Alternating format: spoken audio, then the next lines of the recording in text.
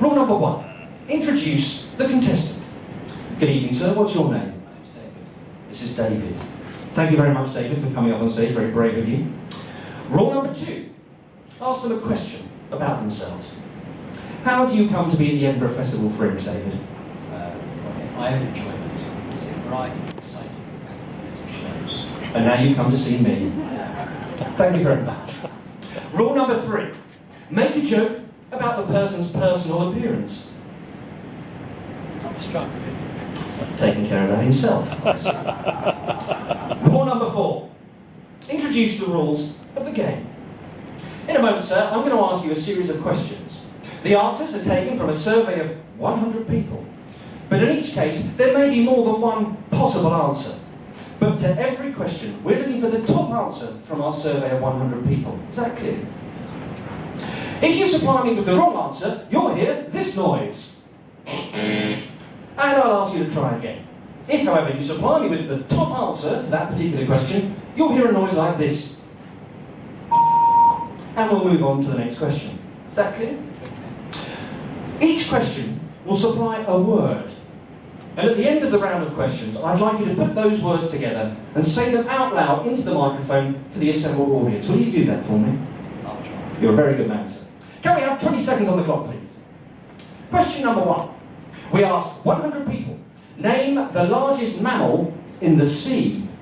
A whale. A whale. It's a very good answer. Is it our top answer, though? Let's see if it's up there.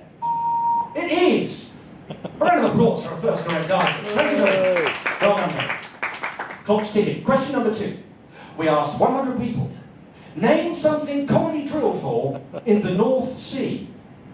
I didn't catch that. Name something commonly drilled for in the North Sea.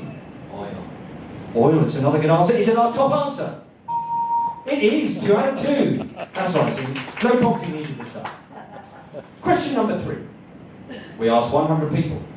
Name a popular Sunday roast. Beef. Beef, it's another good answer. Is it the top answer again? It is, you're doing awfully well. That's 3 top answers. We have 3 words now. Whale, oil, and beef. Final question, no pressure. Beginning with the letter H. If you're addicted to something, you might be said to be what on it? Hooked is your answer. It's a good answer. Is it our top answer? It is. 4 out of 4. I think that deserves a round of applause as well. Thank you. It's almost as if you knew what I was going to ask you. So now we have 4 words, David. Whale, oil, beef, and hooked. Could you put those 4 words together for me and say them quickly out loud into the microphone for the audience, please? Well, oil, beef, hooked. And a little louder again. Well, oil, beef, hooked. That's dreadful language. As you heard in the song up front, there's no rudeness tonight. You won't get any of that from me. Round of applause for David, please. I mean, it's such a great... I can't really do Monkhouse I'll do this tonight. one. It's just won't be fair. I'll do one. Right. Just been to see Monkhouse and me, shortest Fringe show ever. Complete car crash of a show.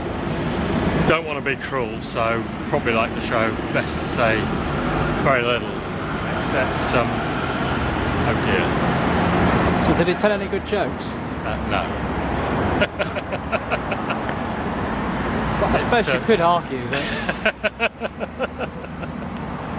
The one thing you can say, did confirm, given that they were Bob Monkhouse jokes, and Bob Monkhouse was very funny, and he wasn't, that perfectly illustrates the genius of Bob Monkhouse, because he used the same material and made the world laugh like a drain.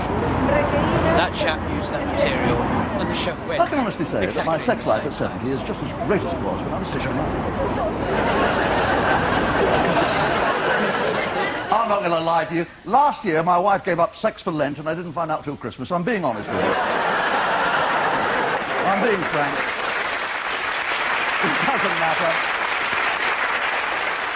There are a lot of us in this situation. I'm so pathetic in bed now, I pretend that I'm somebody else. That's all right now, you know. It's all right to pretend. If you, I read this in a magazine, one of my wife's magazines, that if you've been with the same partner for a long period of time, it's okay to pretend that there's someone else, if that helps you, if that increases everyone's pleasure. So I usually choose Michelle Pfeiffer. Don't tell my wife. Except the other night, in the heat of passion, I called out, "Oh, Michelle!" And she said, "Keep it up, Edith!" So I don't know what the hell is going on.